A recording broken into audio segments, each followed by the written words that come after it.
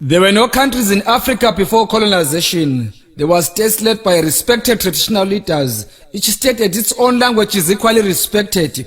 We were Christians but worshipping God in our own African way. We were not educated but we lived a natural quality life of our choice. Polygamy was our characteristics and identity as we biblically wanted to multiply.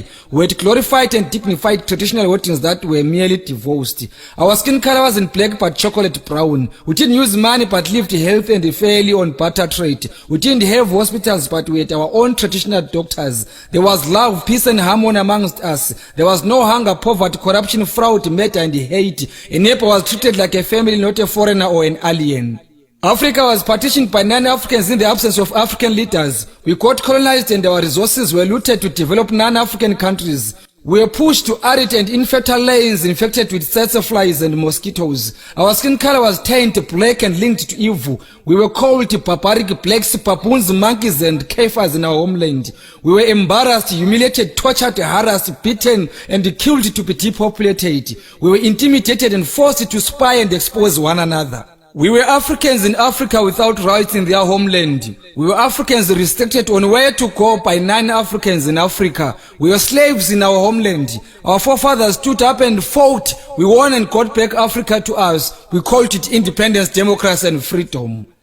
African independence didn't come alone. HIV mounted on us. Poverty heavily came on us. Unemployment fell on us. Chaos blossomed to us. Cancer carried away our lives.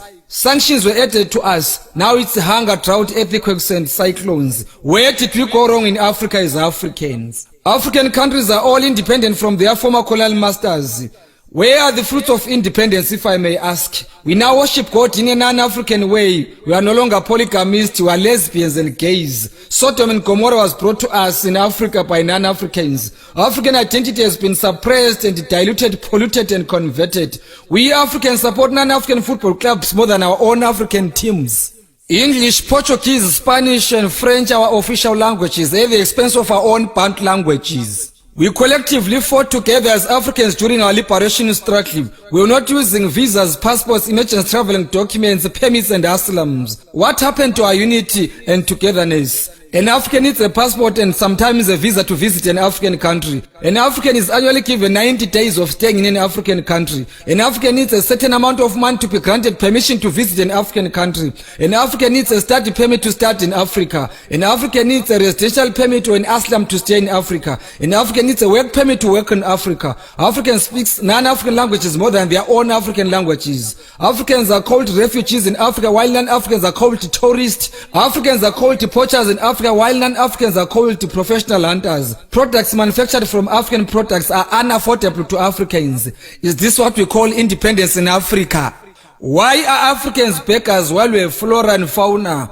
Why do Africans need non-Africans to solve their own African problems? How many Africans have solved non-African problems? How many African leaders have sensitive posts like security in United Nations, and why? Is SADC and OAU helpful to Africans or is a toothless bulldog? Why do Africans hate one another? Why are Africans herbs rejected to cure Africans while non-Africans tablets cure Africans? Why are late African men called demons while their surnames are still in use?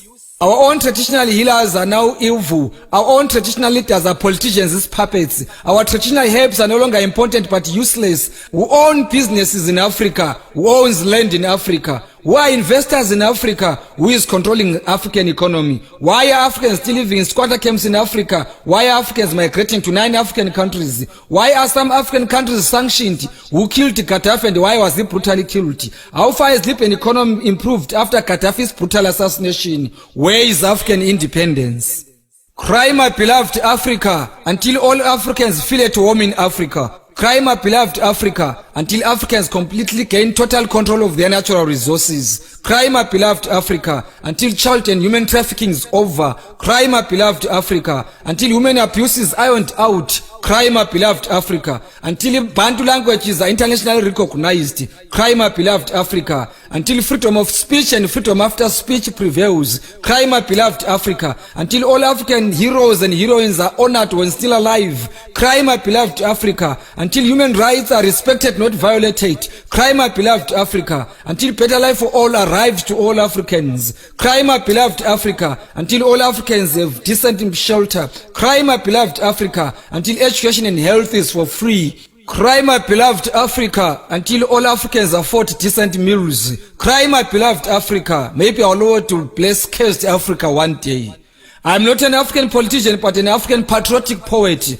I'm a patriotic African ambassador through poetry. My message to Africans remains very clear and loud. My message to Africans remains poetic, not political. I'm not against non-Africans, but I advocate for African unity and peace. I won't keep quiet until all Africans wake up, smell coffee, and get united. I am Opet Dube.